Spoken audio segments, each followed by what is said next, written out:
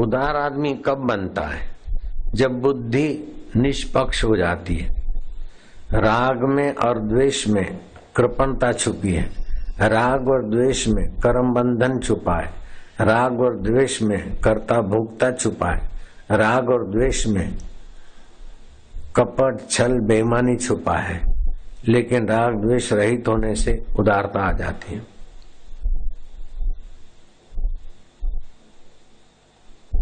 गीता में 4 बार शरण में आने की बात कहती, 4 बार आया गीता में शरण। गतिर भर्ता प्रभु साक्षी निवास शरणम सुहृद।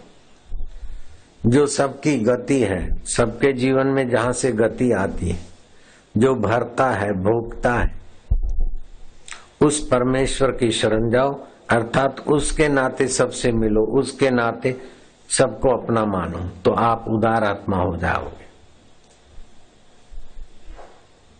गतिर भरता प्रभु साक्षी निवास शरणम सुहृद। तो ये हो गया, भगवान कहते हैं शरण जाओ। दूसरा, तमेव शरणम गच्छ, ईश्वर की शरण में जाओ, उदार बन जाओगे। मामेकम शरणम व्रज, मुझ अंतर्यामी परमेश्वर की शरण आओ।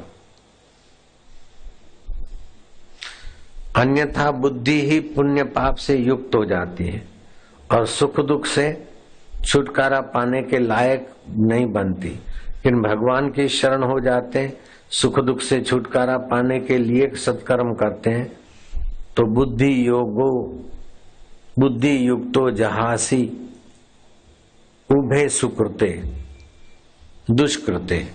बुद्धि योग का फल क्या है कि दुष्कृत से और सुकृत से आप ऊपर उठ जाओ। ये बहुत ऊंची श्री कृष्ण बात बताते हैं। ऐसा और कोई मार्ग नहीं है जो कृष्ण बता रहे। कोई कीड़ी मर गई तो दुखी हो गया, एकादशी को चावल खा दिया तो दुख हो गया, कुछ पैसे चले गए तो दुख हो गया, कुछ आ गए तो सुख हो गया। लेकिन गीता तो कहती है जो आया वो भी स्वप्ने में है, गया वो भी स्वप्ने में है। जैसा स्वप्न रहन का तैसा ये संसार, तुम स्वप्न दृष्टा हो।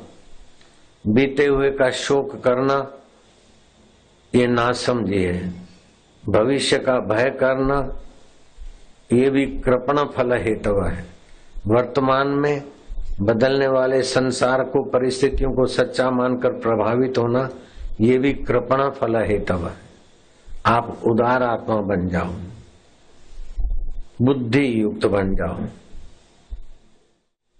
तो आपको क्या फायदा उठाना है कि लौकिक फायदे को, भौतिक उन्नति को ज्यादा महत्व न दो। आदि दैविक शक्तियों पर भी ज्यादा गौर मत करो। अध्यात्म उन्नति के लिए वासनाओं का महत्व निकाल दो, और ये महत्व निकालने के लिए ज्ञान की शरण आना पड़ेगा, अंतर्यामी प्रभु की शरण आना पड़ेगा।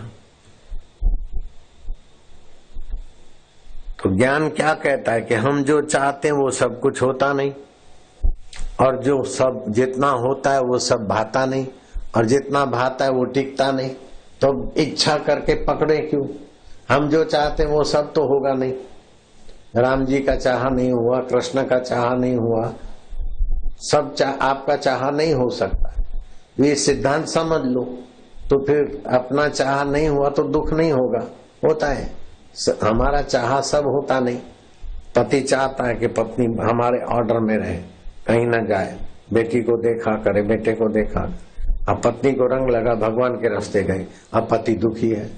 अब किसी बॉयफ्रेंड के पास जाती तो दुखी होता, मायके चली जाती तो दुखी होता। वो तो आध्यात्मिक रास्ते जा रही, तुझे तो बेटे घर बैठे पुण्य मिल रहा है, लाभ मिल रहा है। वो जितनी उन्नत होगी उतना तेरे को तो मुफ्त में आध्यात्मिक हिस्सा मिलेगा।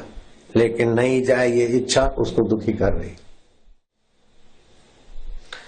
तो ऐसी बुद्धि पुण्य पाप से, राग द्वेष से, ममता से हमको ऊपर उठा देती है। बुद्धि युक्त किए हुए कर्म फल से बचा के निकाल देते हैं।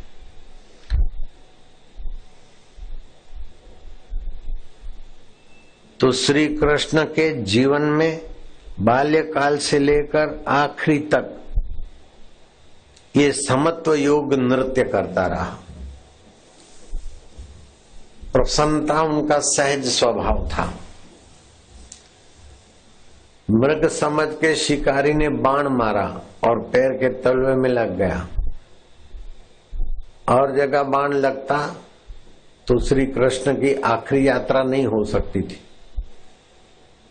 क्योंकि कृष्ण को वरदान मिल चुका था वज्रकाय होने का।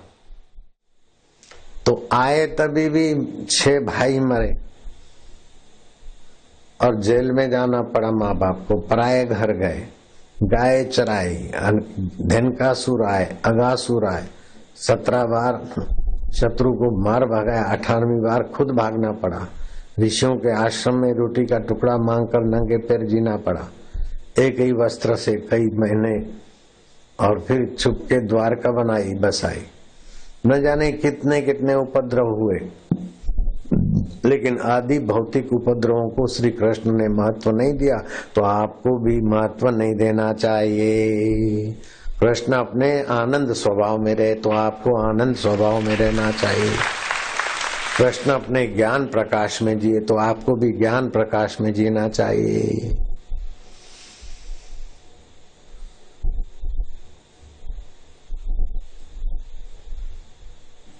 नंद घेर आनंद भयो, जय कन्हैया लाल की। हाथी दीने, घोड़ा दीने और दीने पाल की, नंद घेर आनंद भयो।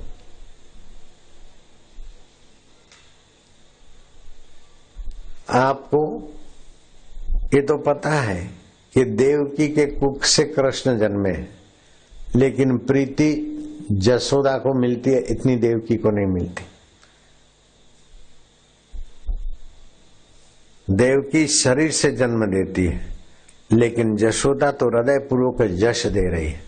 तो जशोदा तो आप बन सकते हैं, जरूरी नहीं कि आपके पेट से भगवान पैदा हो, आपके हृदय से भगवान अभी भी पैदा हो सकते हैं।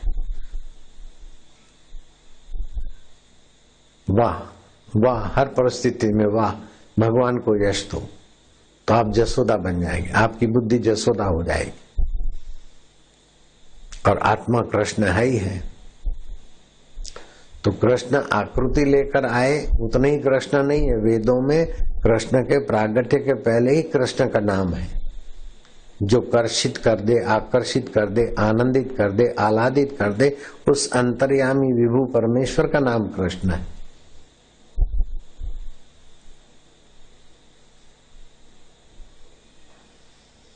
तो कृष्ण साथ में है, और जितनी ऊंचाई के धनी हो सकते हैं व्यक्ति मनुष्य, उतनी ऊंचाई के धनी अर्जुन है। सशरीर स्वर्ग जाते हैं, उर्वशी जैसी अप्सरा के मोह जाल को ठुकरा देते हैं। कृष्ण उनके रथ के घोड़े की बागडोर संभालते हैं, फिर भी अर्जुन का दुख नहीं मिटता।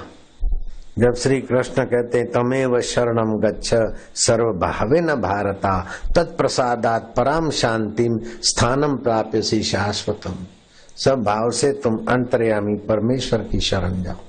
शरीर से जो करो उसको समझने के लिए, मन से जो सोचो उसके परख, और बुद्धि से जो निर्णय करो अपने सत्य चित आनंद स्वभाव के तरफ का, दुखों से पार हो जाओ। और अर्जुन को हो गया नष्टो मोह स्मृति लब्धवा। मोह बोलते हैं उल्टे ज्ञान को। हम शरीर नहीं है लेकिन मानते अपने को शरीर। दुखी सुखी हम नहीं होते, दुखी सुखी मन होता है, हम अपने को मानते हम दुखी सुखी हैं।